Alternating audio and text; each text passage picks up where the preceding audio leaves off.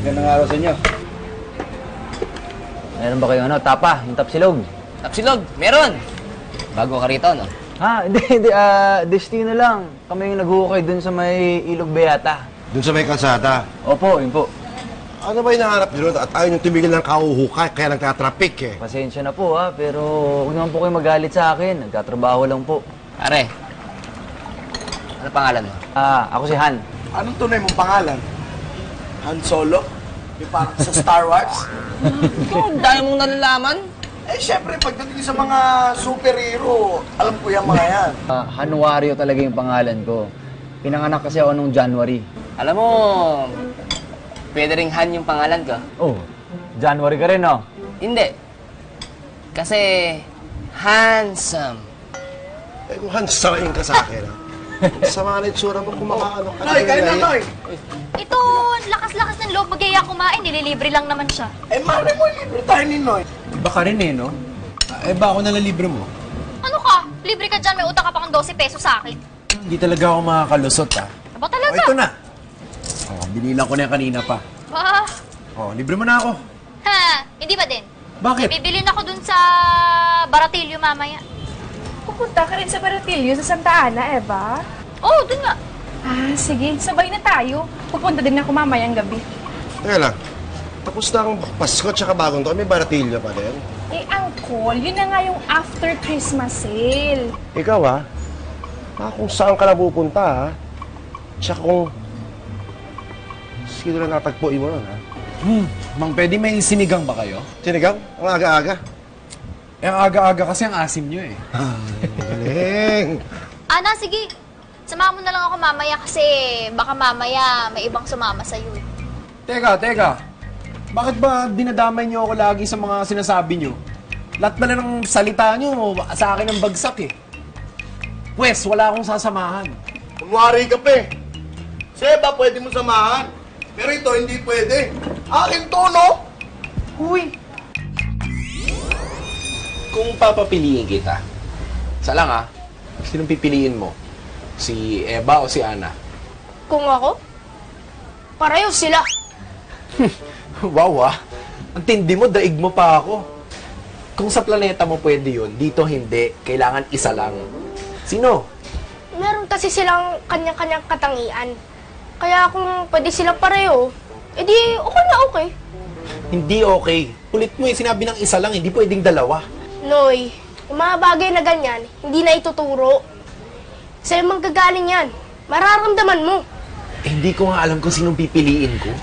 Noy, kung ako sa'yo, ang pipiliin ko, si Eva. Kasi, mayroon ako nakikita sa katangian niya na parang ako. Kanina ka pa dyan, ay? Oo, Bilib din naman ako sa'yo kung ano yung labo ng mata mo, yung talas ng tenga mo oo, narinig ko kayo. Pero anak, mag-asawa ka na kasi. Ha? Di ba sinasabi mo sa akin, malabo na ang mata ko? Eh baka dumating yung panahon na hindi na ako talaga makakita. Hindi ko na makikita yung magiging apo ko. Di ba? Masyado kang advance, Nay. Yung usapan namin, ligaw-ligaw lang. Ikaw, apo agad. Eh, ang problema nga kasi, Nay, hindi ko pa alam kung sino liligawan ko. Anak, si Eva na lang kasi. Sige na, anak, si Eva na lang. Si Eva na lang. No. Oo na, Nay. Ha? Sige na, si Eva na. Talaga? Si Eva na? Liligawan mo na siya? Siya na? Eh, iniisip ko siya na nga. Eh, sa kanya naman ako mas may nararamdaman eh. Naku! Very good, anak! Very good!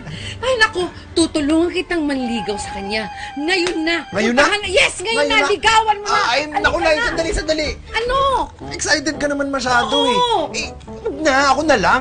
Oh, bakit parang ang lalim ng iniisip mo? Ayusin mo pagmamaneho mo, baka mabangga tayo. Ayos ng pagmamaneho ko eh. May iniisip lang ako. Alam ko na. Iniisip mo yung bagong kalaban natin, no? Yan mo, matatalo din natin yun. Kailangan ko lang malaman kung saan yun ang galing. Hindi yun. Wala sa akin yun. Oh, edi ano iniisip mo? Si Eva. Okay na ako na diskartehan ko siya. Oh, edi diskartehan mo na. Anong problema dun? Eh, paano ko nga gagawin yun? Nandun siya sa loob na katawan ni Ana. Edi yung katawan ni Ana yung ligawan mo. Si Eva naman yung nandun eh. Pag nakita ni Ana nililigawan ko yung katawan niya, baka sabihin niya nililigawan ko siya. Bakit niya naman iisipin yun? Eh, alam naman niya na si Eva ang kausap mo. Siyempre, di ba, halimbawa, hinawa ko yung kamay ni Eva. Siyempre, kamay talaga ni Ana yung mahahawakan ko. Baka magalit sa akin yun. Isipin niya, chinanchance ako yung katawan niya. Eh, kung yung katawan ni Eva yung kausapin mo. Hindi pwede. Hindi pwede. Lalong mas malabo yun. Siyempre, pag nakita ni Eva yun, magtatampo yun. Oh, Oo nga. ganito na lang kaya. Pwede kayang nasa isang lugar lang sila. Tapos, kakausapin ko si Ana, yung katawan ni Ana. Pero hawa ko yung katawan ni Eva. Pwede kaya yun? Ayos yun ah. Paano ang gulo? Pakiulit nga. Paano? Hindi, di ba sabi ko, kakausapin ko yung katawan ni Eva. Tapos, ewan ko, gulo. Nililito mo ako eh.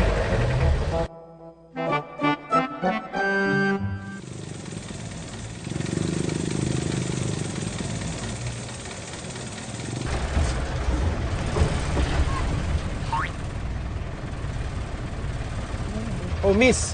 Kambal kayo? Oo, obvious ba? Mga tol, shota niyo sila? Oo. Di ba kayo nalilito? Hindi naman. Di pa kayo? Bakit? May kakambal ba syota mo? Wala. Mas malabo doon ang problema kung di nyo maintindihan. Ay. Natapos na ang lahat. Dito ka pa rin. Kailan kaya kayo magkakapalit ng katauhan ni Eva? Total, wala naman si Eva. Gusto sana ako sabihin eh. Gusto ko sana siya ligawan. Kaya lang, hindi ko alam kung paano ko sisimulan eh. Kasi alam mo naman yun, makulit. Tapos parang lalaki kung umasta. Pero alam mo, kursunada ko talaga eh. Pero ewan ko, anong nangyari? Nagkapalit-palit kayo ng anyo ni Eva. Sa tingin mo ba, magugustuhan ako nun? Kasi ang gulo eh. Kapalit kayo ng katauhan. Pero sa tingin mo ba, may pag-asa ako dun? Eva? Eva? Eva? Okay ka na ba? Okay na kasi ako. Eva! Anong Eva? Ako to si Ana. Nakabalik na kami sa totoo naming katawan. Di ba, Eva? Kung ganun, ikaw si... Kanina pa.